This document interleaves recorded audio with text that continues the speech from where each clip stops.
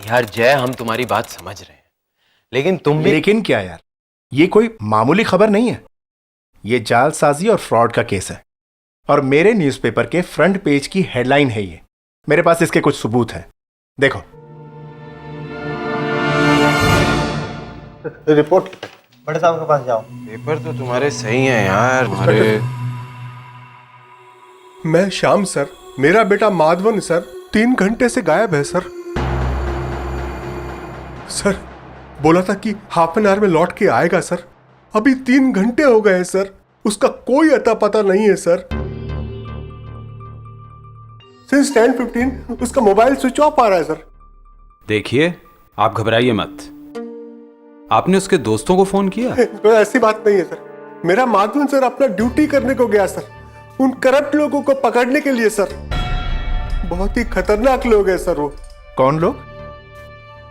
सुमन fuel services. आपका बेटा क्या काम करता है? लिसन फ्रेंड्स, आज आप सबको ये बताते हुए बहुत प्राउड फील हो रहा है कि मेरा बेटा माधवन, उसको कैंपस की तरफ से 2 मल्टीनेशनल कंपनीज का ऑफर मिला है। Thank you. लेकिन इसने उन दोनों कंपनी का जॉब ऑफर ठुकरा के नेशनल पेट्रोलियम कंपनी ज्वाइन करने का फैसला लिया है। अरे he is joining as a marketing manager. उसको यूपी के एक इंटीरियर गांव में जाने का, और कल ही निकल रहा है ये ज्वाइन करने के लिए। पर ये बड़ी मल्टीनेशनल कंपनी छोड़ के ये काम क्यों लिया? वो अंकल, हुआ ऐसा कि क्योंकि ये मेरा बेटा है, अपने डैड की तरह ही इसको भी बड़ा सैलरी नहीं, कुछ बड़ा और अच्छा काम करने का है। बेटा माधवन, मैं तो कहूंगा एक बार फिर सोचो, कहीं अच्छे काम के चक्कर में ये मौका ना मिस करो तुम। शायद सही कहा आपने, लेकिन इस काम के लिए जो सबसे बड़ी चीज मैं मिस करने वाला हूं वो है अप्पा के हाथ का खाना। सिर्फ अप्पा के हाथ का खाना मिस करेगा, अप्पा को मिस नहीं करेगा। क्योंकि आप दूर रहें या पास, आप मेरे दिल में हैं, आप मेरे साथ हैं हमेशा। ये तो एकदम डायलॉग मारने लगा जी। मैं तेरे को बहुत मिस करेगा। माधवन एक बेहद ही होनहार और निडर नौजवान थे। बेंगलुरु के आईसीएम इंस्टीट्यूट से अपनी मैनेजमेंट की पढ़ाई पूरी करने के बाद नेशनल पेट्रोलियम कंपनी में मार्केटिंग मैनेजर के तौर पर काम करने के लिए वो उत्तर प्रदेश आए थे। माधवन का काम था पेट्रोल पंप्स के ईंधन में होने वाली मिलावट की जांच करना। अपने पिता की ही तरह वो भी एक ईमानदार और कर्मठ ऑफिसर थे। एक ऐसा बेटा जिसकी चाहत हर पिता को होती है। लेकिन एक रात अचानक जब माधवन कई घंटों तक घर नहीं लौटे तो उनके पिता परेशान होकर पुलिस स्टेशन पहुंचे। मेरे यहाँ आते ही सर माधवन बोला कि वो कुछ ऐसा बड़ा काम कर रहा है सर, जिससे कि मेरे को भी बहुत प्राउड फील होगा, और उसका college sir ICM management college बहुत प्राउड फील करेगा sir. ICM management college Bangalore? हाँ हाँ, वहां से तो मैंने भी मैनेजमेंट किया है। कहीं उसका पूरा नाम माधवन पिल्लई तो नहीं? हाँ। इनफैक्ट मुझे याद आ रहा है कि वो कॉलेज में कुछ 2-3 साल जूनियर था मुझसे, और मुझसे 2-3 बार मिला भी था। माथुर साहब बिल्कुल अलग था वो। कॉलेज में कुछ भी गलत काम होता था ना, तो उसके खिलाफ वो खड़ा हो जाता था। हाँ, बिल्कुल ऐसा ही है मेरा माधवन। अच्छा, एक बात बताइए, माधवन जब घर से निकला था तो वो परेशान तो नहीं था? अब चलिए अप्पा, आप चलिए चलिए। ये गया। Now check and mate. क्या अप्पा, कभी तो जीतने दिया कीजिए, हमेशा जीत जाते हैं आप। अरे बाप है वे तेरा, और इस गेम का चैंपियन। खैर ये सब छोड़, ये बता मेरे को तेरा काम कैसा चल रहा है? काम अपा बहुत बहुत गड़बड़ घोटाला है इस एरिया में। और उसमें एक पेट्रोल पंप है, सुमन पेट्रोल पंप। नोटिस दिया मैंने बंद करने के लिए। अपा वो लोग पेट्रोल में केरोसिन नहीं बल्कि केरोसिन में पेट्रोल मिलाते हैं। हद है उन लोगों की। लेकिन रोका नहीं कोई उनको? बहुत खतरनाक लोग हैं अपा, किसी ने कोशिश नहीं की। लेकिन तुमने रोका ना? जी। Very good. ऐसे ही ईमानदारी से काम करते रहने का, इसी तरीके से इन लोगों को बेईमानी करने से रोकना, कभी पीछे नहीं हटने का। तेरे जैसे लोगों की जरूरत है इस देश को यहाँ। जी अब्बा। रवि का इस समय? हाँ रवि, व्हाट? तुम घर जाओ, मैं अभी आता हूं। क्या हुआ बेटा? अपा वही हुआ जिस बात का मुझे डर था। सुमन पंप को नोटिस दिया, फिर भी उन्होंने पंप बंद नहीं किया। लेकिन मैं भी ये गैर कानूनी काम अपा होने नहीं दूंगा। लेकिन बेटा वो लोग। अपा आप चिंता मत कीजिए, आप सो जाइए, मैं बस आधे घंटे में आ जाऊंगा। लेकिन अपना ध्यान रखना। जी अपा, चलता हूं।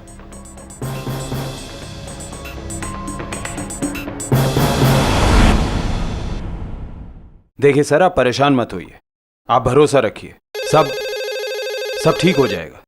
एक मिनट। माथुर स्पीकिंग।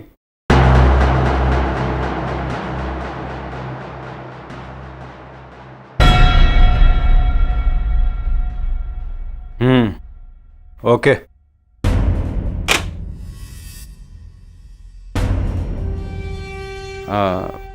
आप 1 मिनट रुकिए, मैं आता हूं।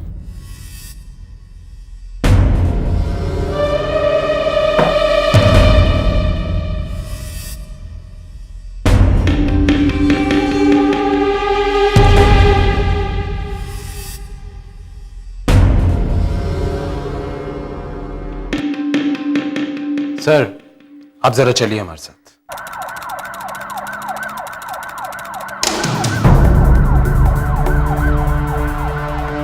इंस्पेक्टर साहब, आप बताएंगे कहाँ जा रहे हैं हम लोग? वो श्याम जी, समर्थांगन रोड पे एक डेड बॉडी मिली है और उसके वॉलेट में माधवन का आईडी,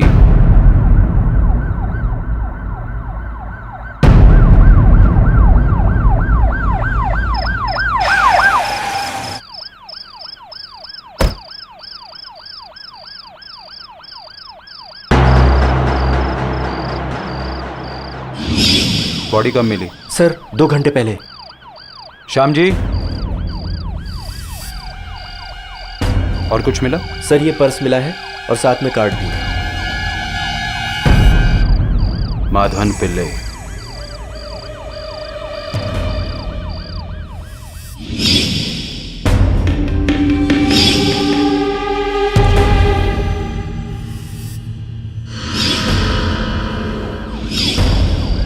और कुछ मिला बॉडी के पास? सर वो दारू की बोतलें भी हैं।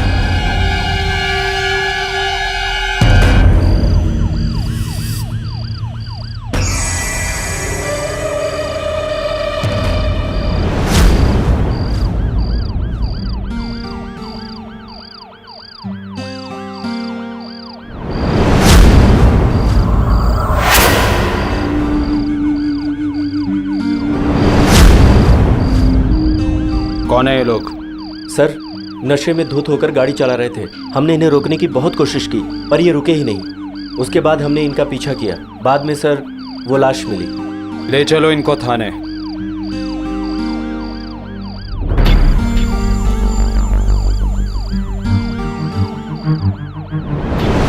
रघु, कल के न्यूज़पेपर के लिए एक हेडलाइन मिली है। लेकिन सर प्रिंटिंग तो स्टार्ट हो चुकी है और आज के अखबार के हेडलाइन में छप चुकी है कि इंडिया और ऑस्ट्रेलिया की सीरीज में इंडिया की जीत। इंडिया की क्रिकेट टीम ऑस्ट्रेलिया से जीती, लेकिन करप्ट इंडिया ईमानदार इंडिया को हरा रहा है। हरा क्या रहा है, जान से भी मार रहा है।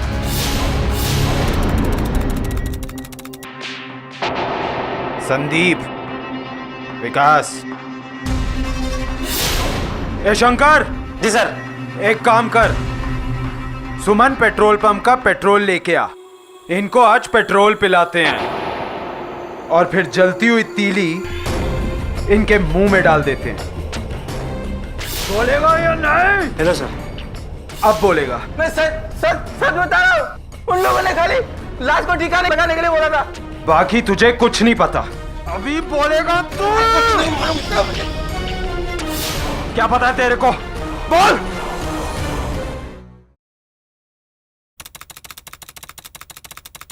दोनों ने मयंक का नाम ही कबूला है। माधवन पे मयंक ने ही गोली चलाई थी। मयंक ने? सुमन फ्यूल सर्विसेज का को ओनर और सुमन का बेटा? हाँ, लेकिन हमें एक बात का ध्यान रखना होगा। जब तक हम मयंक को अरेस्ट नहीं कर लेते, ये बात हमें सबसे छिपानी होगी, क्योंकि मयंक का बाप सुमन अपनी सारी पावर और अपना सारा पैसा लगा देगा। कब तक छिपा पाएंगे? सुबह तक तो उन्हें पता ही चल जाएगा। हाँ, और हमें सबूत इकट्ठे करने होंगे,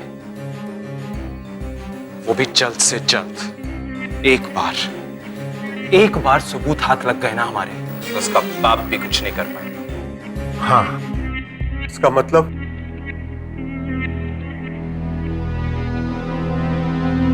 सिर्फ आज की ही रात है अपने पास। करेक्ट। और इससे पहले कि ऊपर से कॉल आने शुरू हो जाए, हमें अपना काम जल्द से जल्द करना होगा। वो रवि जरूर कुछ ना कुछ हेल्प कर सकता है हमारी। कौन रवि? माधवन का जूनियर है, उसको जरूर मालूम होगा कि वहां क्या हुआ। तो ठीक है, हम अपनी पूछताछ वहीं से शुरू करते हैं। आप लोग? रवि, तुम्हारे सीनियर माधवन पिल्लई का खून हो गया। क्या? माधवन को फोन करके तुमने ही बुलाया था ना बेटा? बताओ क्या हुआ था वहां? मैंने तो सिर्फ माधवन सर को इतने कहा था कि उन लोगों से उलझना ठीक बात नहीं है। क्या हुआ था? शुरू से बताओ। माधवन सर को जॉब ज्वाइन किए हुए सिर्फ 2-3 दिन हुए थे, तो? और एक दिन अपनी गाड़ी में पेट्रोल भरवाने सुमन फ्यूल सर्विस गए थे।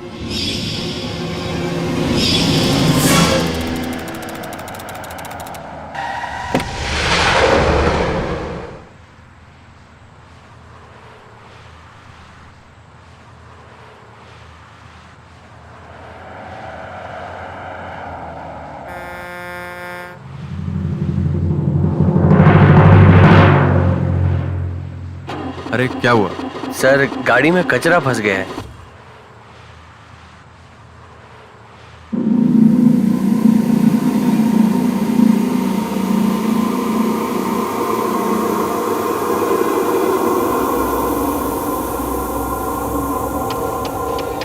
सुमन पेट्रोल पंप।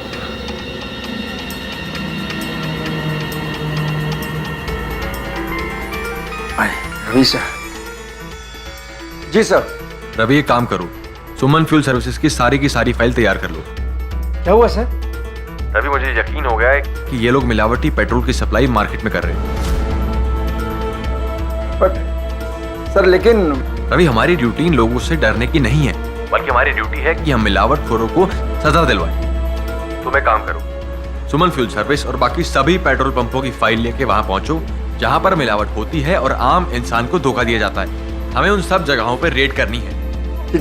जी सर।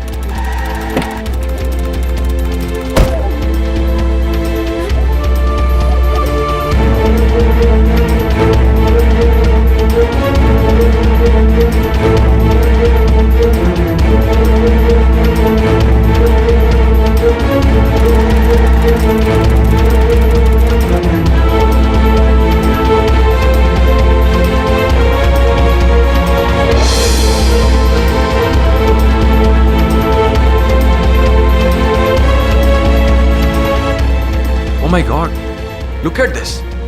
नंबर नोट करो और मालिक को ना पता करो। जाओ।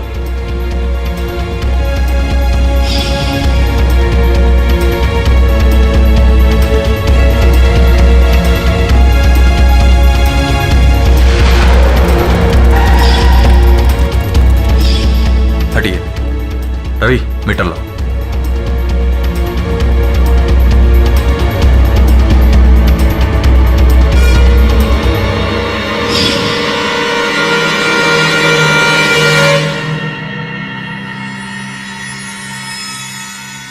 अरे सर, क्या हो रहा है? आप कौन? मैं इस पंप का मैनेजर। आपके तेल में मिलावट है, इसका मतलब समझते हैं आप? अरे सर, आप भी ना दीजिए। थोड़ी बहुत मिलावट तो चलती है। लेकिन मिलावट सिर्फ बेईमान लोग करते हैं। जी सर, सॉरी सर, आगे से ऐसा कभी कुछ नहीं होगा। ये तुम्हारे लिए लास्ट वार्निंग है। अगर इसके बाद तुम्हारे तेल में मिलावट मिली तो तुम्हारे इस पेट्रोल पंप को बंद करने में मुझे ज्यादा समय नहीं लगेगा। सर, सॉरी सर, आगे से ऐसा कभी कुछ नहीं होगा। पेट्रोल हमारी जिंदगी की एक अहम जरूरत बन चुका है और पेट्रोल के दाम लगातार बढ़ते जा रहे हैं। लेकिन पूरे दाम देने के बाद भी जो पेट्रोल आपको मिल रहा है वो पूरी तरह शुद्ध हो, इस बात की कोई गारंटी नहीं है। पेट्रोल में मिलावट हमारे देश में एक बहुत बड़ी समस्या बन चुकी है। एक मशहूर अंग्रेजी अखबार के अनुसार सन 2011 में मिलावट के आरोप में तकरीबन 75 पेट्रोल पंप्स के लाइसेंस रद्द किए गए थे। आज देश के हर नागरिक को पेट्रोल के परीक्षण का पूरा अधिकार है और पेट्रोल के परीक्षण में काम आने वाले फिल्टर पेपर की सुविधा होना हर पेट्रोल पंप के लिए अनिवार्य है। आप खुद इसकी मांग कर सकते हैं। फिल्टर पेपर पर पेट्रोल की 2 बूंदें डालिए और अगर पेट्रोल का दाग नजर आए तो इसका मतलब पेट्रोल मिलावटी है। माधवन ने भी उस दिन सुमन पेट्रोल पंप में यही टेस्ट किया और पाया कि वहां का पेट्रोल मिलावटी था। ए पांडे, मीटर लाओ।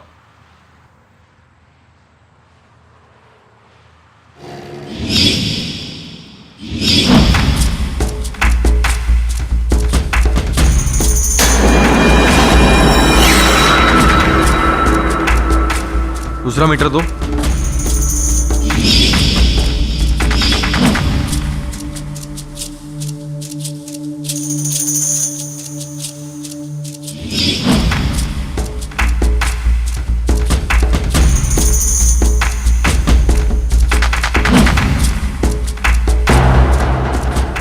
अरे सुनो, वो साहब है ना उधर, उनको बोलो भैया जी ने बुलाया है और जल्दी आ।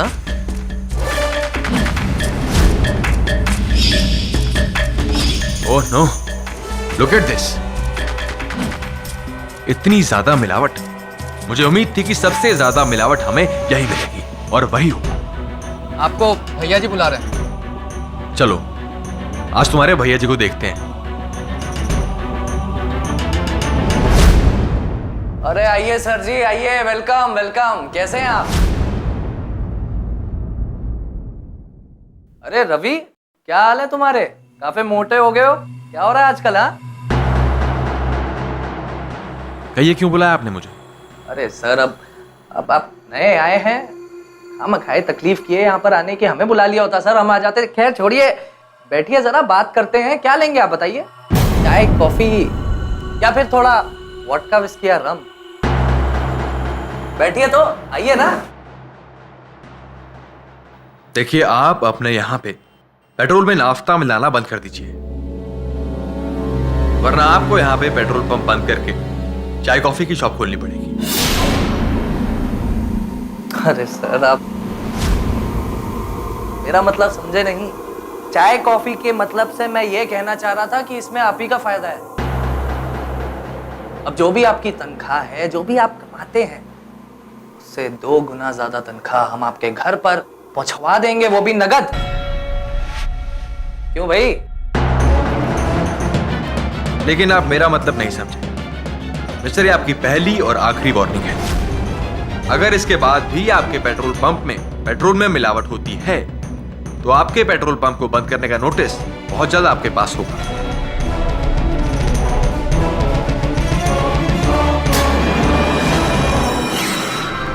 कुछ दिन बाद माधवन सर ने सभी पेट्रोल पंप पर रेड की। जांच में पता चला ज्यादातर लोगों ने मिलावट करना बंद कर दिया था, लेकिन मयंक ने सर की वार्निंग का ध्यान नहीं दिया और मिलावट वाला तेल बेचता रहा।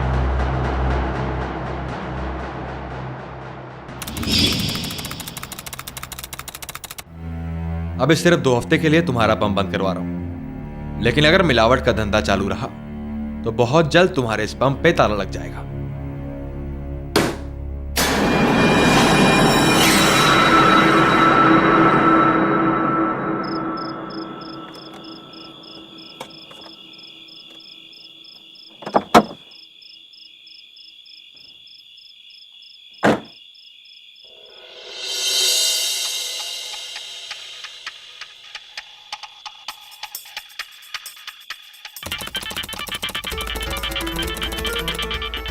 रवि का इस समय? हाँ रवि। सर, सुमन फ्यूल सर्विस, हाँ, जिसे आपने 2 हफ्ते बंद करने का नोटिस दिया था, हाँ, वो अभी भी खुला है सर, और अभी भी खुल्लम खुल्ला मिलावटी पेट्रोल बेच रहे हैं। व्हाट? तुम घर जाओ, मैं अभी आता हूं। जी सर। श्याम जी, अब कब तक ऐसे हमारे साथ घूमते रहेंगे? चलिए आपको घर छोड़ देते हैं। नहीं इंस्पेक्टर, जब तक मैं अपने बेटे के कातिल के खिलाफ सबूत इकट्ठे नहीं कर लेता मैं घर नहीं जाऊंगा। ठीक है श्याम जी, चलिए। गाड़ी रोको।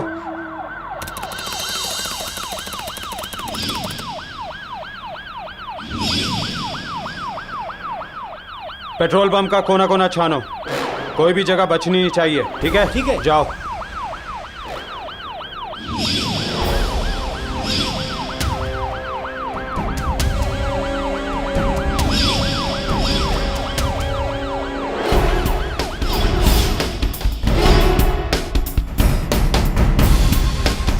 टायर के निशान भी हैं यहां पर।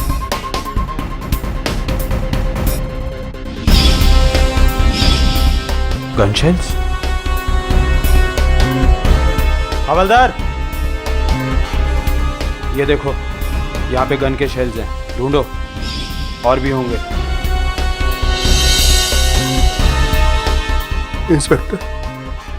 इंस्पेक्टर ये इतना एविडेंस काफी होगा ना मेरे माधवन के किलर को पकड़ने के लिए? मयंक को गिरफ्तार करने के लिए जरूरी है पहले उस गन को तलाशा जाए जिससे माधवन पर गोली चली। गन उसने अपने घर पर ही छुपाई होगी और उसके घर की तलाशी के लिए हमें सर्च वारंट चाहिए, जो हमें मिलेगा नहीं। एक तरीका है। सर, आप इस केस की गहराई को समझ रहे हैं ना, इसलिए मैं चाहता हूं मयंक के घर की तलाशी का सर्च वारंट जारी किया जाए। और तुम्हारा दिमाग खराब हो गया है? सुमन फ्यूल सर्विस के मयंक के खिलाफ तुम सर्च वारंट मांग रहे हो? सर, जय इस केस से जुड़ी हर एक बात जानता है और वो एक रिपोर्टर है। अगर उसने इसे एक बड़ा मुद्दा बना के अपने अखबार के जरिए बाहर ले आया तो सर्च वारंट ना जारी करने का जिम्मा किस पे जाएगा? सर, आप समझ रहे हैं ना मैं क्या कहना चाहता हूं? ठीक है, सर्च वारंट निकलवा लो। Thank you sir. इंस्पेक्टर, नशा करके आए हो क्या जो मेरे घर में बेवक्त चले आए? नशा नहीं करके आया हूं सुमन साहब, सर्च वारंट है मेरे पास। देखिए, पूरे घर को तलाशो, जल्दी। इंस्पेक्टर, रोको इन्हें, तुम बहुत गलत कर रहे हो। मेरी पहुंच तुम्हें पता नहीं कितनी ऊपर तक है। तुम्हारी ये वर्दी यूं चुटकियों में उतरवा दूंगा। पुलिस के काम में दखल देना भी क्राइम है, इसलिए चुपचाप एक कोने में खड़े रहो। तुम्हें अभी पता चल जाएगा। पूरे कमरे को अच्छे से तलाशो।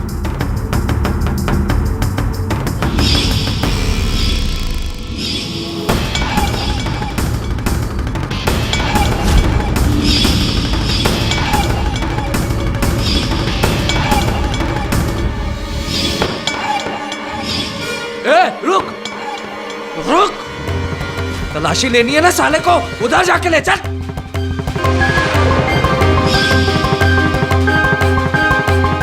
पकड़ो इसे। छोड़ मुझे, बहुत बड़ी गलती कर रहे हो इंस्पेक्टर, पछताओगे। चल साइड में आओ।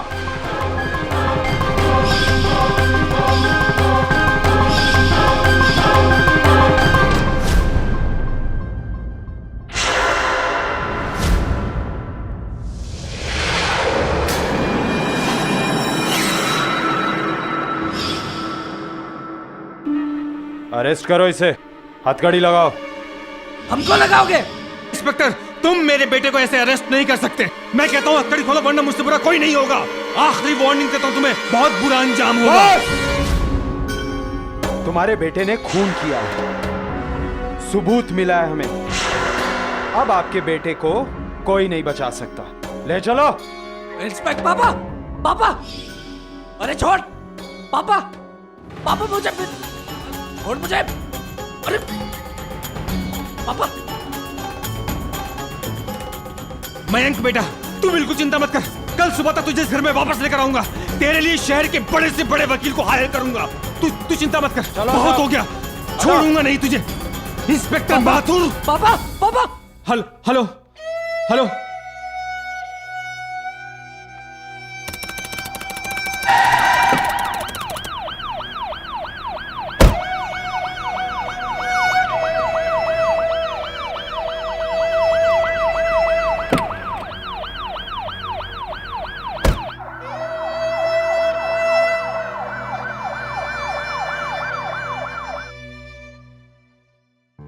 किसी भी पिता के लिए अपने जवान बच्चे की लाश को कांधा देने से बड़ा दुख और कोई नहीं हो सकता।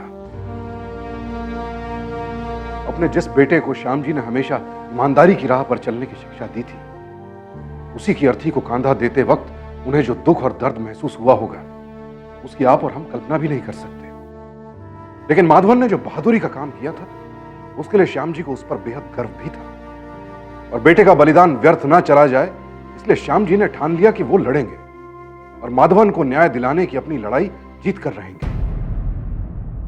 योर ऑनर, अपने क्लाइंट मिस्टर मयंक को बेगुनाह साबित करने के लिए मैं इनके एक्स एम्प्लॉय मिस्टर अग्रवाल को कटघरे में बुलाने की इजाजत चाहता हूं। इजाजत है।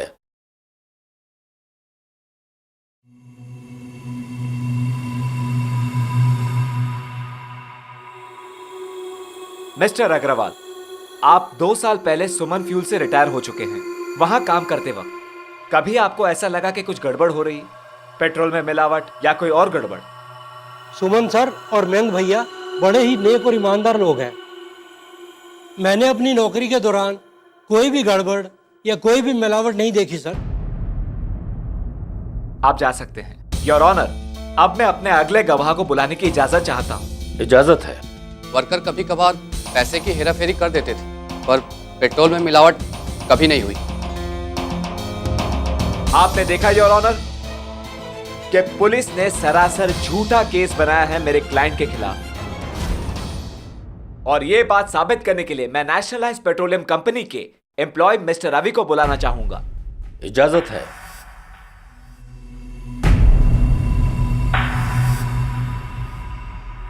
मिस्टर रवि, आप माधवन के जूनियर थे और आप काफी अरसे से मेरे क्लाइंट मिस्टर मयंक को अच्छी तरह जानते हैं। जी।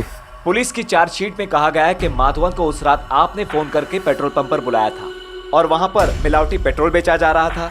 सच्चाई क्या है? सच तो यह है जज साहब कि ऐसा वहां कुछ भी नहीं था। माधवन ने 2 हफ्ते पहले जो फ्यूल सर्विस सेंटर को बंद करने का नोटिस दिया था, उसका सही तरह से पालन किया जा रहा था। योर ऑनर, मेरे क्लाइंट मिस्टर मयंक पर लगाए गए सारे इल्जाम बेबुनियाद है। जवाब दीजिए मिस्टर रवि, बोलते क्यों नहीं कि पुलिस मेरे क्लाइंट को क्यों फंसाना चाहती है? जवाब क्यों नहीं देते आप? सच बताइए अदालत को। हाँ, उस रात माधवन सर को मैंने ही फोन करके बुलाया था। उस रात सुमन फ्यूल सर्विसेज खुला था, जबकि उसको नोटिस दिया गया था 2 हफ्ते बंद रखने का, और उस नोटिस का पालन नहीं हो रहा था। जैसा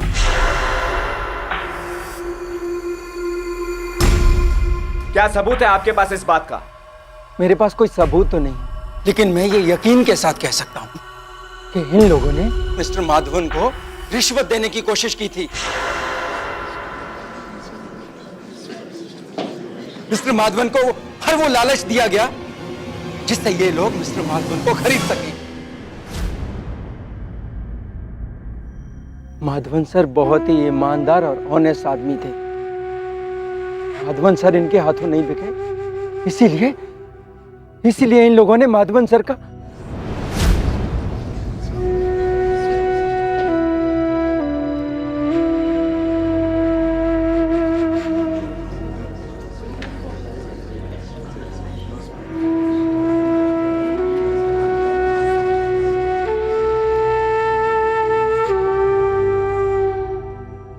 your honour, Madhavan murder case में उनके पिता श्याम जी का वकील हूं, और यहां पर माधवन मर्डर केस के सिलसिले में मैं इस बात को साबित करना चाहता हूं कि माधवन का खून मिस्टर मयंक ने किया है।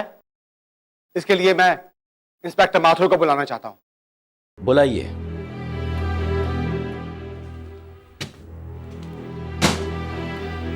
इंस्पेक्टर माथुर, इन्वेस्टिगेशन से ये बात साफ हुई है कि जिस रात मिस्टर माधवन का कत्ल हुआ और जिस गन से मिस्टर माधवन पर फायर किया गया, क्या वो गन मिस्टर मयंक की थी? यस योर ऑनर, वो गन हमें मिस्टर मयंक के घर से उनके ड्रॉर से मिली थी। फिर मिस्टर माथुर, वो गन कहाँ है? माय लॉर्ड, इस केस से जुड़ा हर सबूत कोर्ट में पेश कर दिया गया। मैं अब अपने अगले गवाह को बुलाना चाहता हूँ।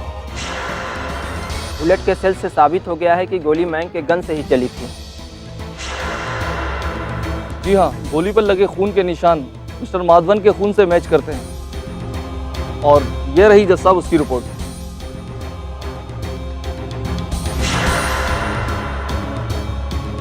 सर, फॉरेंसिक रिपोर्ट के अनुसार टायर के निशान मयंक की गाड़ी के ही थे।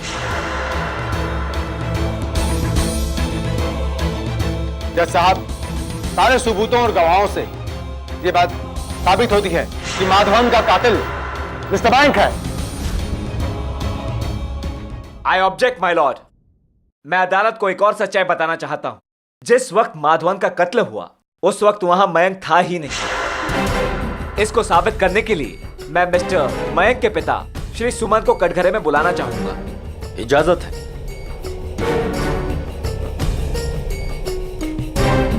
मिस्टर सुमन, आप ये बताइए, जिस वक्त माधवन का कत्ल हुआ उस वक्त मयंक कहां था?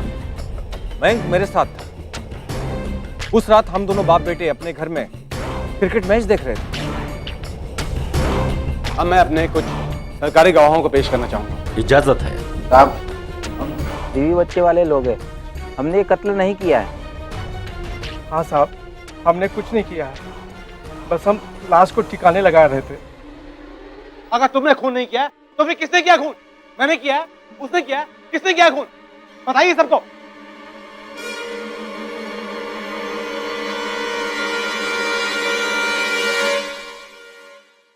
मयंक भैया। मयंक भैया ने माधवन साहब को गोली मारी, वो भी पूरी 6 की 6।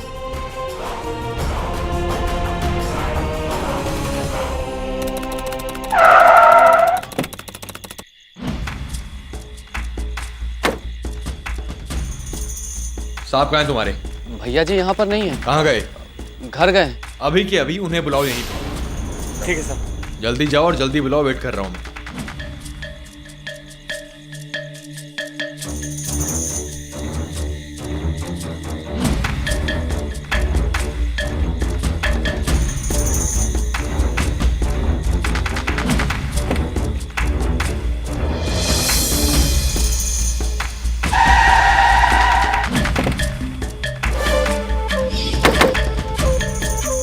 जनरेटर को चालू करो और आवाज कान तक आनी चाहिए मेरे, समझा? जा।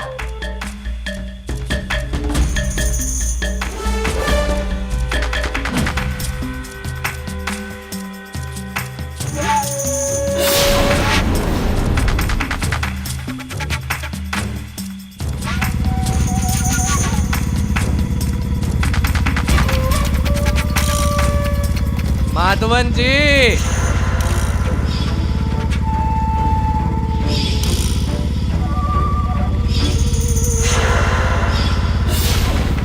हफ्तों तक पंप को बंद करने के लिए नोटिस दिए थे ना, अब हम देते हैं तुम्हें 6 नोटिस। तुम्हारी जिंदगी बंद करने के लिए।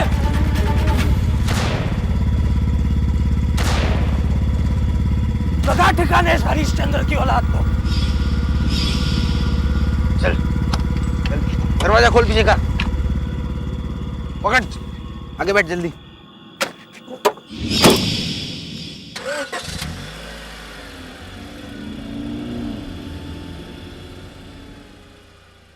हर नई तारीख के साथ ये केस और उससे जुड़े सवाल जवाब का सिलसिला चलता रहा, लेकिन फैसला नहीं हुआ। पर माधवन के पिता श्याम जी ने भी हार नहीं मानी। अपने बेटे को इंसाफ दिलाने की जो लड़ाई उन्होंने माधवन की मौत वाली रात से शुरू की थी, वो अब भी जारी थी।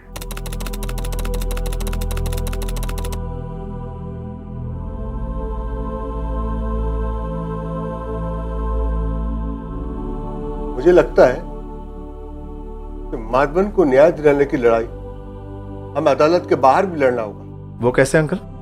माधवन के दोस्तों को कांटेक्ट करते हैं जो मैनेजमेंट कॉलेज में उसके साथ थे। शायद वो कुछ हेल्प करेंगे और उनकी हेल्प से कॉलेज के बाकी लोगों को भी इकट्ठा करेंगे, फिर मिलकर अपनी आवाज बुलंद करेगा, तब शायद माधवन को न्याय मिल सके। हाँ अंकल, ये ठीक रहेगा।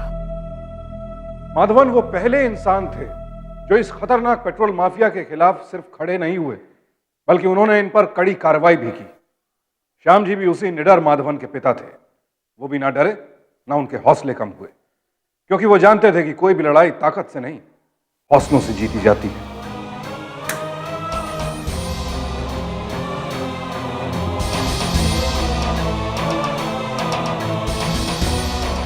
ये लड़ाई भले ही श्याम जी की थी, लेकिन उनके संघर्ष, दृढ़ निश्चय और उनकी हिम्मत ने कई लोगों को उनके साथ लाकर खड़ा कर दिया। सबसे पहले माधवन के दोस्त इस लड़ाई में शामिल हुए और देखते ही देखते एक अकेले इंसान की लड़ाई एक आंदोलन बन गई। उन सब ने मिलकर इस आंदोलन को और ताकत देने के लिए उसके नाम पर एक ट्रस्ट बनाया, माधवन ट्रस्ट। उसके जन्मदिन पर ही ट्रस्ट का रजिस्ट्रेशन किया गया और ट्रस्ट का सबसे पहला मकसद था लोगों को इकट्ठा कर माधवन को इंसाफ दिलाने की लड़ाई और तेज करना।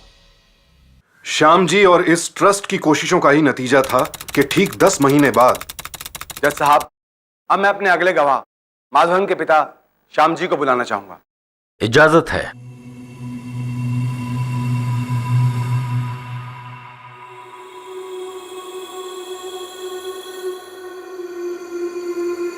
मैं जो भी बोलेगा सच बोलेगा। जज साहब, श्याम जी बेंगलोर से स्पेशली माधवन से मिलने आए। माधवन पेट्रोल माफिया के खिलाफ जिस दबाव में काम कर रहा था, श्याम जी उस बात को अच्छी तरह से समझ सकते थे। इसके बावजूद श्याम जी ने कभी भी अपने बेटे को अपने फर्ज से पीछे हटने की सलाह नहीं दी। बोलिए श्याम जी, आप क्या कहना चाहते हैं अदालत से? शुरू से ऐसा ही था मेरा माधवन। कहीं भी कुछ भी गलत होता तो उसके खिलाफ खड़ा हो जाता। स्कूल कॉलेज के टाइम से ही ऐसा था। 2 बड़ी मल्टीनेशनल कंपनी का ऑफर मिला सर, उसको ठुकरा दिया, मना कर दिया। यूपी के एक इंटीरियर में जॉब ज्वाइन किया। वो सोचता था कि जहां जॉब ही गलत हो रहा हो वहां वो उससे जाके सही करेगा, और उसने किया भी बिना डरे। मेरे लिए मेरा बेटा मरा नहीं है, शहीद हुआ है। करप्शन करने वाले देश के दुश्मन हैं, उनसे लड़ते लड़ते जान दी है मेरे बेटे ने। मैं बस इतना चाहता हूं मिलॉर्ड कि मेरे बेटे की शहादत बेकार नहीं जाए। कल कोई दोबारा गलत के खिलाफ खड़ा होने से डरे नहीं। डरे तो वो जिन्होंने गलत किया है। गाने को कड़ी से कड़ी सजा दी जाए मिलॉर्ड, कड़ी से कड़ी सजा दी जाए। तमाम सबूतों और गवाहों के बयानात को मद्देनजर रखते हुए यह अदालत मुजरिम मयंक सिंह को माधवन के कत्ल का आरोपी मानती है और उसे उम्र कैद की सजा सुनाती है।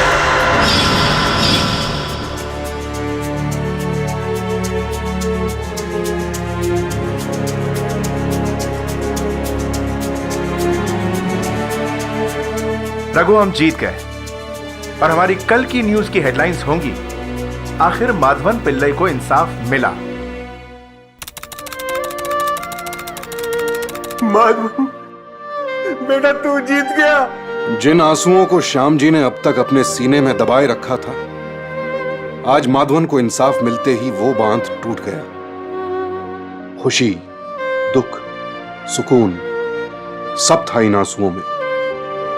बेटे को इंसाफ मिलने की खुशी, महीनों से चल रही लड़ाई के खत्म होने का सुकून और बेटे को खो देने का दुख, सब एक साथ। आइए, अंदर आइए। नमस्कार। जी, मेरा नाम शालिनी है। मेरे ऑफिस में करप्शन के कुछ केसेस जब मुझे पता चले और मैंने उसके खिलाफ आवाज़ उठाई तो उन लोगों ने मुझे ही नौकरी से निकाल दिया।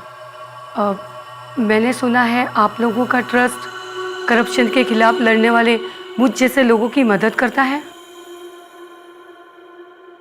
जी हाँ, आपने बिल्कुल ठीक सुना है। ये कहानी हमारे देश के असली हीरो षणमुगम मंजुनाथ के जीवन की सच्ची घटना पर आधारित है। षणमुगम वो पहले व्यक्ति थे जिन्होंने डीजल माफिया का पर्दाफाश किया। उनके पिता आज भी उन्हें बेहद गर्व से याद करते हैं। मंजुनाथ के पिता और उनके दोस्तों ने मिलकर षणमुगम मंजुनाथ के नाम से एक ट्रस्ट बनाया है। यदि कोई भी व्यक्ति भ्रष्टाचार के खिलाफ लड़ाई में आरटीआई एक्ट के तहत कोई जानकारी लेना चाहता है तो यह ट्रस्ट पूरी तरह से उसकी मदद करता है। स्क्रीन पर दिखाए जा रहे नंबर्स पर फोन करके आप मंजुनाथ षणमुगम ट्रस्ट से संपर्क कर सकते हैं। ये नंबर्स हैं 09880191323, 09980007927। मंजुनाथ षणमुगम ट्रस्ट हर साल एक आयोजन करके करप्शन के खिलाफ लड़ने वाले रियल लाइफ हीरोज को अवार्ड्स और मेडल से सम्मानित करता है। बेंगलुरु के षणमुगम हमारे लिए एक बहुत बड़े आदर्श है। इतनी कम उम्र में डीजल माफिया के खिलाफ लड़ते हुए उन्होंने अपनी जान तक की परवाह नहीं। ऐसे बहादुर के जज्बे को हमारा सलाम। करप्शन के खिलाफ सिर्फ कुछ ही लोगों की लड़ाई काफी नहीं है। जब एक एक भारतवासी जागेगा तभी भ्रष्टाचार के इस दानव का अंत होगा। इसी के साथ मैं सुशांत सिंह आपसे विदा लेता हूं। कल आपसे फिर मुलाकात होगी एक और असली हीरो की सत्य कथा के साथ। सावधान इंडिया, इंडिया फाइट्स। तो सावधान।